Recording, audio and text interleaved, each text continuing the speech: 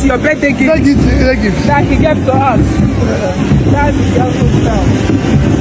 And also the other boys. Review the girls' hostel from start to finish. Hello, welcome to another amazing video. If this is the first time coming across this channel and you like what happens here, then go ahead and click on that subscribe button. Also turn on your post notification bell so that you get notified whenever we post videos on this channel. On this channel, we do not promote hate speech, we do not promote violence, we only bring credible information that will benefit members of the public.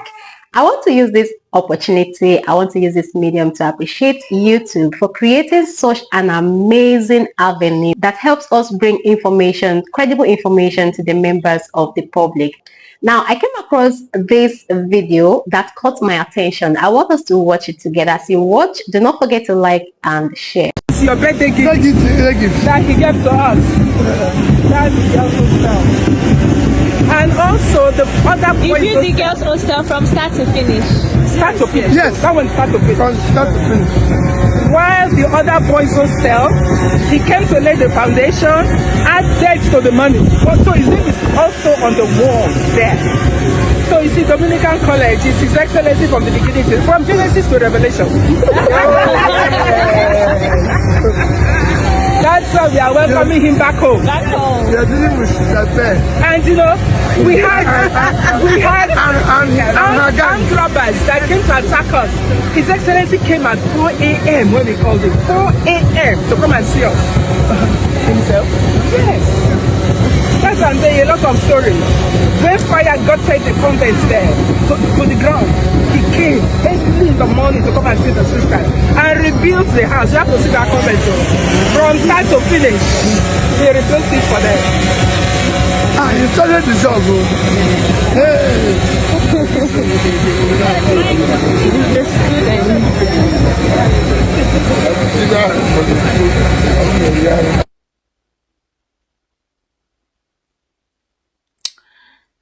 Sorry for that. I was just actually reading, the comments that people had put in under this particular video. The one that really caught my attention that I was looking at was this one. He said, this man fucked up, messed up big time with media visibility. Maybe he felt it was all normal like his colleagues. Baba should have invested in media to show all his achievements and solid response to issues, a leader and more.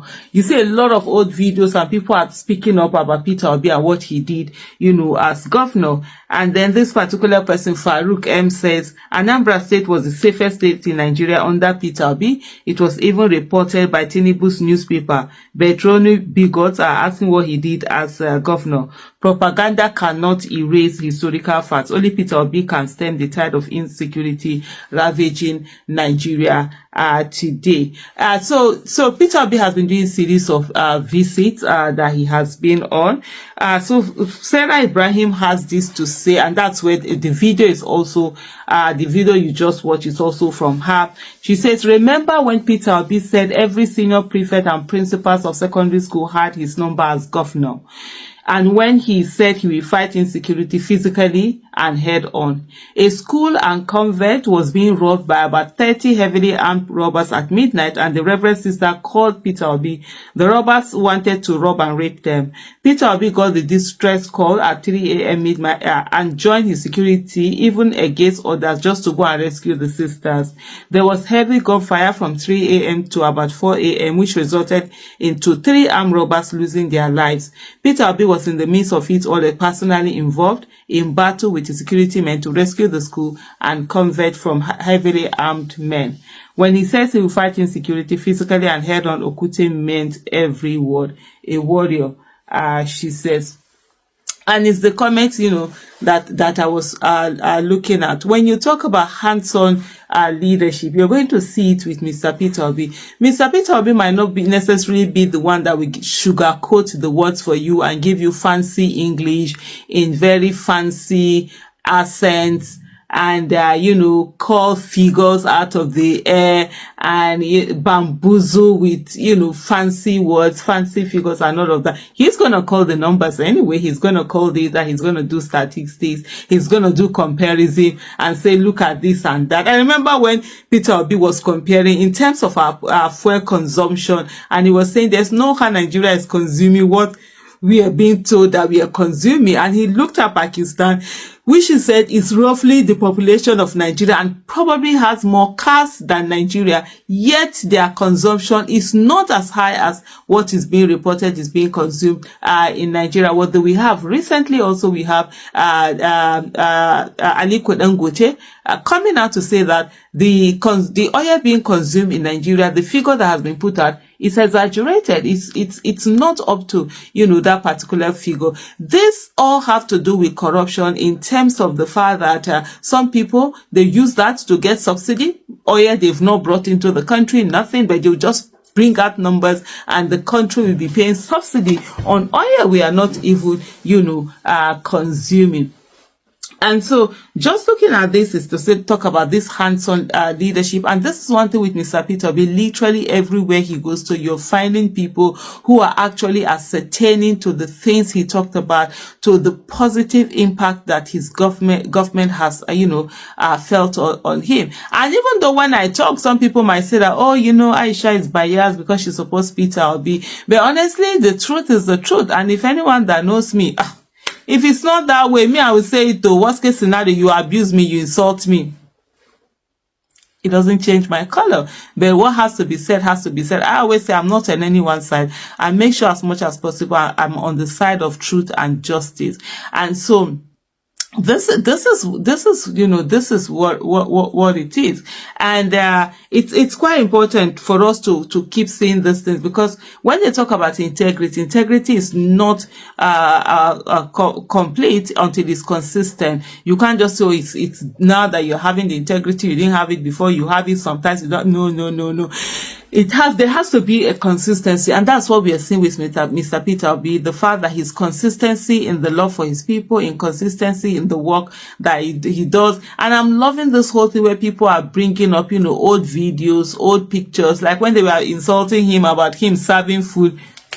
They brought out these old videos where he was serving food. Like, it's not today. It's not about, politics. The other day I saw, I think it's for 2017, where he went to Sokoto to go and celebrate the day of freedom. I think there's a day they call it the day of something freedom. And that is it. That is what he stands for. So he's not just doing it because, now it's politics, or he's running for election, or he's doing something. He's doing it because that's in him. That's what he does. And he has a way of relating with people. And for me, one of the things that I've been so very much aware of now is the fact that I want someone who has empathy, someone who cares for the people, someone who loves the people, someone who is patriotic, someone who is also eager to make a positive name and legacy for himself, not the one that is just looking for avenue to go in there and be able to pack money and just get whatever it is that they can get and just move on. That's definitely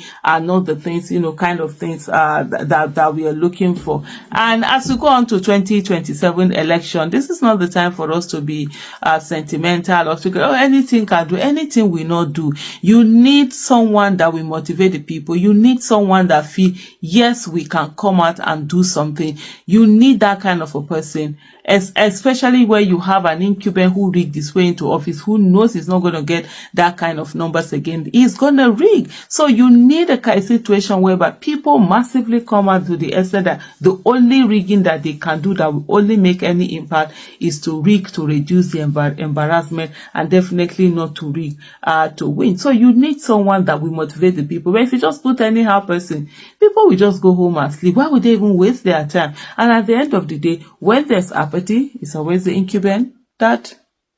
Thank you so much for watching, and please drop your contribution, drop your opinion in the comment section. Please do it constructively. You know what I mean by that. And do not forget, if you haven't subscribed yet, go ahead and do that. Like this video and also share. I'll see you in our next video.